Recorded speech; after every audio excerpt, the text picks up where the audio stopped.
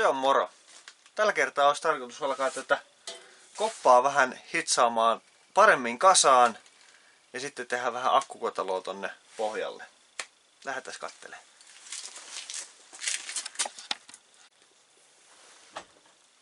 Ihan ensimmäisenä tästä otetaan nämä päällyrakenteet pois. Tälle kävi pieni honkkeli tuossa koeajojen jälkeen. Itse asiassa siinä vaiheessa, kun siirsin sitä tänne talliin. Tästä nimittäin jotain tuolta hehtauksista on pettänyt.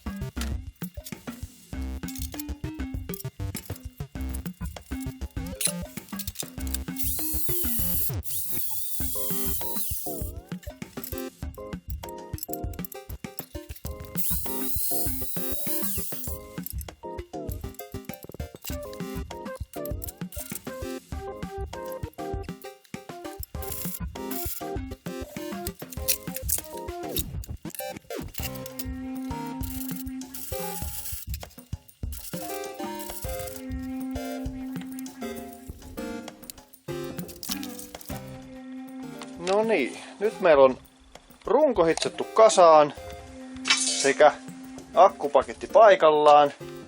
Sitten on toi päällipeltikin hitsattu kaikkineen kiinni. Nyt olisi enää jarrujen laitto ja sitä aletaankin kasaamaan ja koppia tuohon päälle. Jos jäi kiinnostamaan, miltä tää tulee näyttämään valmiina, niin laitapahan kanava seurantaa. Se on tuossa alapuolella, kummalla puolella kuitenkin löytyy subscribe-nappula. Klikkaat siitä, niin et jää paitsi näistä tulevista videoista.